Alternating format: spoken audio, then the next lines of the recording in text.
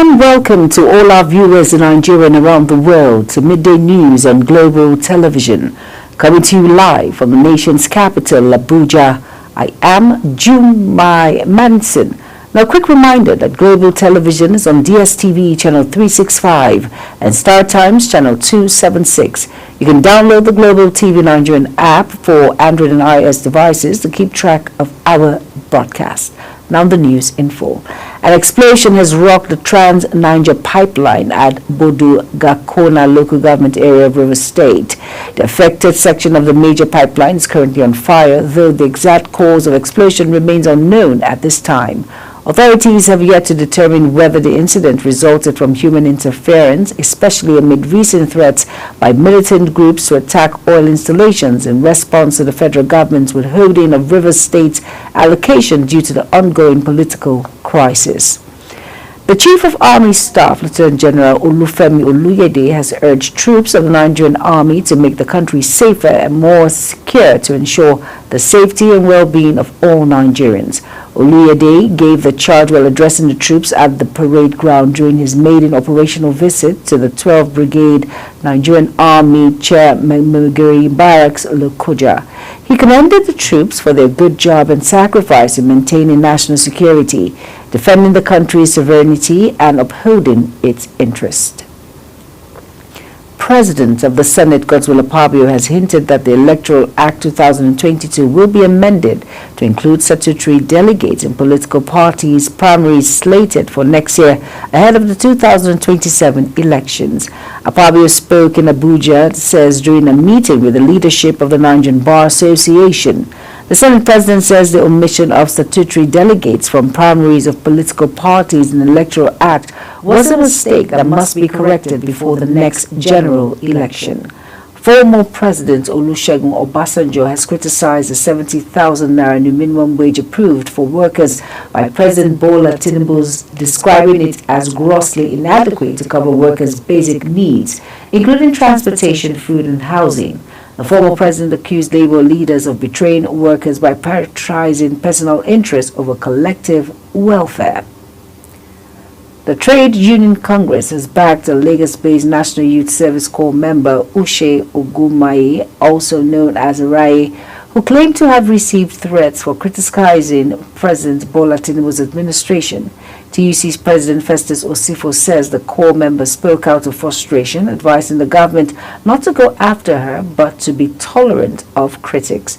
The TUC boss, however, advised critics to always criticize the government within the accepted norm and with some level of decorum. State governors have launched a fresh push against the planned disbursement of federal allocation to the local government councils in a renewed bid to delay the implementation of the Supreme Court verdict on LGA autonomy of the governors. During a meeting with President Bola Tinubu at the State House, the governors kicked against payment of local government allocation through the Central Bank of Nigeria, citing the need to address the multi-billion-dollar debt allegedly incurred by the councils. Presidency officials said the governors used the opportunity of the iftar dinner to lobby the president and renew negotiations on direct allocation to the council, which has suffered delays. Overnight, Vice President Kashim Shettima has charged the National Assembly to uphold the sacred responsibility of leadership, prioritize unity and national development over political divisions and partisans' interests. He made the call on when President Bola Tinubu hosted the leadership and member of the House of Representatives to iftar breaking of Ramadan fast at the presidential villa, Abuja. Shettima, who spoke on behalf of President Tinubu, also urged lawmakers to embrace their responsibility with humanity and a shared commitment to progress. A federal high court sitting in Lagos ordered the arraignment of former chairman of the First Bank of Nigeria PLC, Oba Otudeko, and its former managing director, Bisi Onasoya, over an alleged 12.3 billion naira fraud. Delivering the ruling, Justice Oneke held that it is settled principle of law that a defendant plea must be taken before any application can be considered. The Lagos state government has warned that the state will experience above normal rainfall in 2025 with potential flash floods in some areas that could disrupt commercial activities pose threats to lives and properties and cause flight delays. The Commissioner for Environment and Water Resources, Tokunbo Wahab, disclosed this in a statement on his official X account. According to Wahab, the Nigerian Meteorological Agency, NIMET, has forecasted an early onset of a rainy season, beginning the last week of March, with the season expected to extend until early December.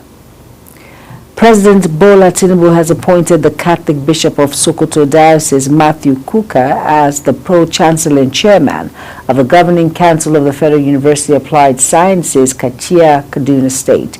Tinubu's Special Advisor on Information and Strategy, Bayo Ononuga, revealed this in a statement. The appointment comes barely 33 days after Tinubu ordered the federal government to take over NOC University, Kachia, Kaduna State, and transform it into a federal university. You are watching the live broadcast of Midday News.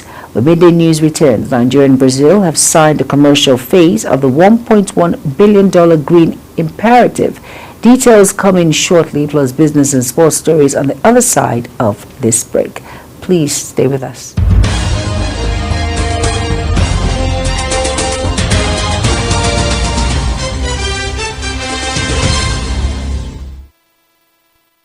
Do you know that global television can be watched in Nigeria and all over the world? Download the Global TV Nigerian mobile app for Android and iOS devices to watch global television real-time from around the world. What are you waiting for? Start downloading and stay connected to global television.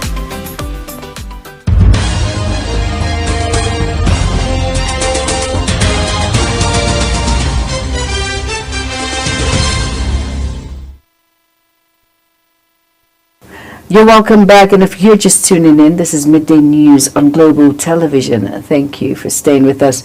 In business now, Nigeria and Brazil have signed the commercial phase of $1.1 billion Green Imperative project to boost agricultural productivity and enhance private sector investment in Nigeria.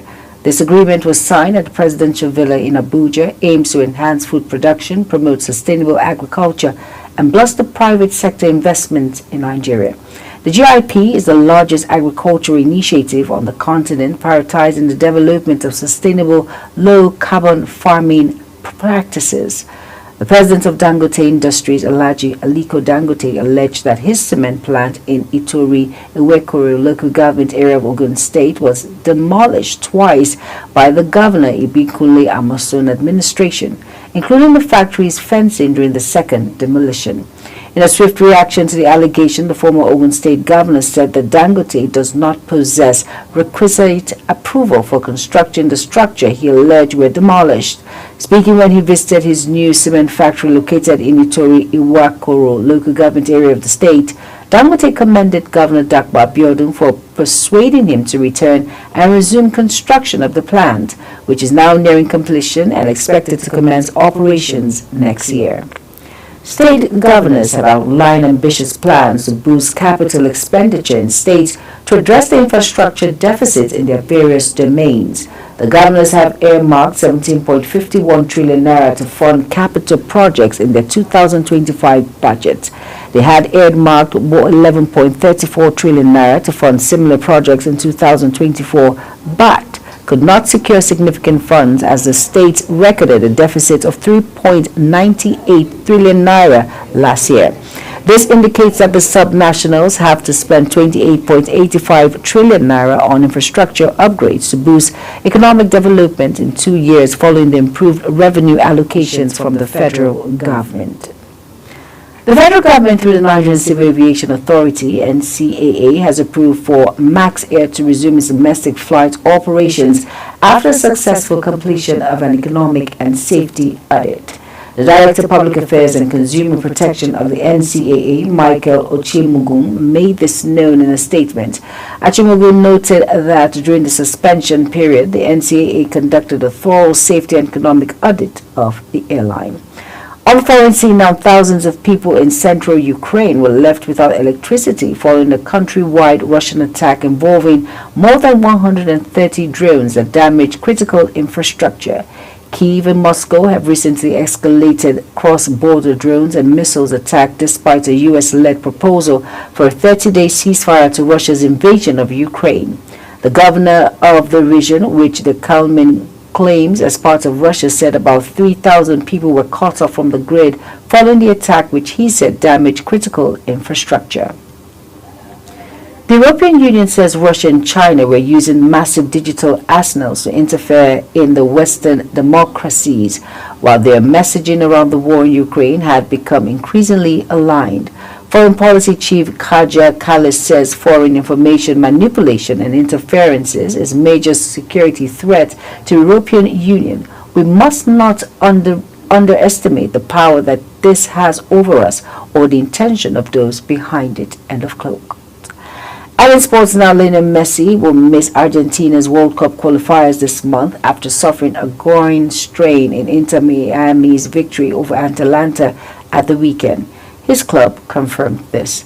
Messi was left out of Argentina's squad for the world champions clash against Uruguay on Friday, which is followed by a showdown with Brazil on March 25th.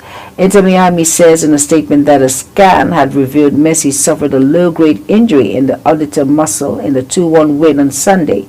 The statement gave no timetable for Messi's return. Nigeria's preparations for 2026 World Cup qualifier against Rwanda are underway as key players arrive in Kigali. Super Eagles star Victor Osimhen alongside Bruno Onyemaechi, Papa, Daniel Mustafa and Kayode Bankole were the first to land in Rwanda, kicking off the team's build-up for Friday's crucial match. And that's it on Global TV Midday News. Kindly follow us across all social media platforms now showing on your screen by using @Global TV NG. You know you can download the Global TV Nigeria mobile app for Android and iOS device to keep track of our broadcast. I am Jumai Manson. Thank you for watching. Good afternoon.